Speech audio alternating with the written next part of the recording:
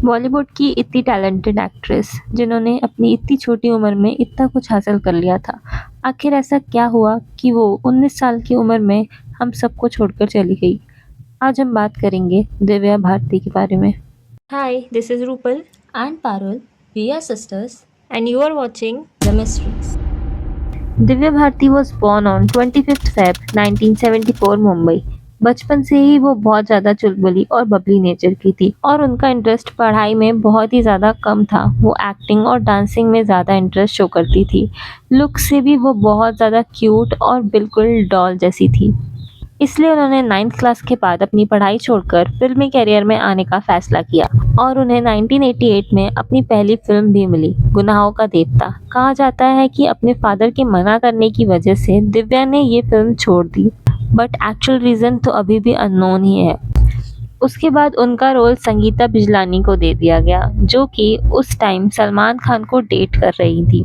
इस मूवी के बाद नेक्स्ट मूवी का ऑफर उनको गोविंदा के भाई कृति कुमार ने दिया। उसके बाद दिव्या ने इस मूवी के लिए एक्टिंग एंड डांसिंग वर्कशॉप सब शुरू कर दिया, लेकिन इतना सब करने के बाद भी ये फिल्म उनके हाथों से निकल गई क्योंकि कृति बार बार ओवर पोजेसिव हो रहे थे दिव्या के लिए एंड इस वजह से दिव्या को इस मूवी से बाहर होना पड़ा। देन फाइनली 1990 में जाकर उन्हें उनकी फर्स्ट डेब्यू फिल्म मिलती है बोबली राजा तेलुगु, जब वो 16 साल की थी। एंड सेम ईयर फिर से साउथ की मूवी नीला पेनी। दिव्या भारती ने 1991 में भी साउथ में 4 मूवीज की। उसके बाद उन्होंने किया बॉलीवुड में डेब्यू विश्वनाथम मूवी के साथ, जो कि इतनी हिट नहीं हुई, पर उसका सॉन्ग जो आज भी लोग सुनते हैं और वो एवरग्रीन है, सात समुंदर पार। उसके बाद आई उनकी सुपरहिट फिल्म शोला और शबनम, जिसमें उनके साथ उनके ऑपोजिट रोल में थे गोविंदा। शोला और शबनम की शूटिंग के दौरान साजिद नाडियावाला शूटिंग के सेट पर अक्सर आया करते थे, क्योंकि उन्हें गोविंदा को अपनी नेक्स्ट मूवी के लिए कास्ट करना था और यहीं पर साजिद नाडियावाला की और दिव्या भारती की होती है पहली मुलाकात। शोला और शबनम की शूटिंग के बीच ही दिव्या और साजिद को एक दूसरे से बेहद प्यार हो जाता है और इस बारे में वो अपनी मम्मी से भी शेयर करती हैं और अपना रिलेशनशिप कंटिन्यू करती हैं। पर साजिद और दिव्या दोनों ही अपने इस रिलेशनशिप को सीक्रेट रखना चाहते थे, पर दोनों के मन में एक दूसरे के लिए इतना प्यार था कि जैसे ही दिव्या 18 साल की होती हैं, वो दोनों शादी कर लेते हैं। पर वो इस बारे में अपने पेरेंट्स को नहीं बताते हैं, क्योंकि दिव्या भारती के जो फादर थे वो इस चीज़ के खिलाफ थे। इस शादी के बाद दिव्या भारती इस्लाम में कन्वर्ट हो जाती हैं और अपना नाम सना नाडियावाला कर लेती हैं। दिव्या भारती 1992 में बहुत सारी मूवीज करती हैं। गीत, जान से प्यारा, दिल ही तो है, दिल का क्या कसूर, दीवाना, दुश्मन जवाना, बलवान जैसी 12 फिल्में वो बस 1992 तक कर चुकी थी और आगे आने वाली बहुत सारी मूवीज और प्रोजेक्ट साइन भी कर चुकी थी। उनका करियर उस टाइम सबसे पीक पर था। जिसका कोई बॉलीवुड बैकग्राउंड नहीं था, दिव्या भारती एक उभरते हुए सितारे के रूप में सबके सामने आई थी। बट फिर इन सब के बीच में एक बहुत ही अनफॉर्चुनेट चीज़ होती है, जिसने सब कुछ चेंज कर दिया, या फिर कह लो कि सब कुछ ख़त्म कर दिया। 5 अप्रैल 1993 दिव्या भारती चेन्नई से अपनी शूटिंग ख़त्म कर कर वापस मुंबई आती हैं। उसके बाद वो अपने घर जाती हैं। उस दिन उनसे मिलने एक फैशन डिज़ाइनर नीता लुल्ला और उनके हस्बैंड आने वाले थे, उनकी अपकमिंग मूवी आंदोलन के लिए कॉस्ट्यूम डिसाइड करने। दिव्या भारती के घर पर उस टाइम खुद दिव्या भारती, नीता लुल्ला और उनके पति और उनकी हाउस हेल्प अमृता भी थी।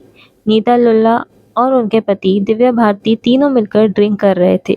उनको अभी बस आधे ही घंटे हुए होंगे और उनकी मेड अमृता किचन में खाना बना रही थी। ड्रिंक करते करते दिव्या भारती जाकर अपने विंडो के एज पर बैठ जाती हैं। वो कई बार वहाँ पे बैठा करती थी। कुछ देर के बाद जब वो वहाँ से वापस आने के लिए उठती हैं तो उनका बैलेंस बिगड़ जाता है और वो 5वें फ्लोर से सीधा नीचे गिर जाती हैं। उन्हें तुरंत उठाकर हॉस्पिटल ले जाया जाता है। हॉस्पिटल पहुँचने के 1-2 मिनट बाद ही दिव्या भारती अपना दम तोड़ देती हैं। कहा यह भी जाता है कि उस बिल्डिंग की सारी खिड़कियों पर आयरन ग्रिल्स लगी हुई थी, बस दिव्या भारती के घर में आयरन ग्रिल्स नहीं लगी हुई थी। इसलिए कहते हैं कि जो होना होता है वो पहले ही लिखा होता है। दिव्या भारती की मौत के बाद उनके फैंस की तरफ से बहुत सारे सवाल उठे, क्योंकि वो एक उभरता हुआ चेहरा थी।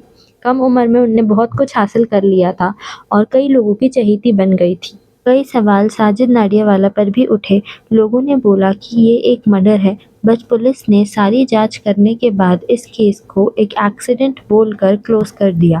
अगर दिव्या भारती आज जिंदा होती तो बॉलीवुड को और बहुत सारी सुपरहिट मूवीज देती, पर उनके जाने के बाद उनकी कुछ मूवीज को कैंसिल कर दिया गया। वहीं कुछ मूवीज जिनकी शूटिंग 90% हो गई थी, उसमें से उन्हें रिप्लेस कर दिया गया, जैसे कि श्रीदेवी को लाडला में, रवीना टंडन को मोहरा और दिलवाले में, और तब्बू को विजय पाथ में।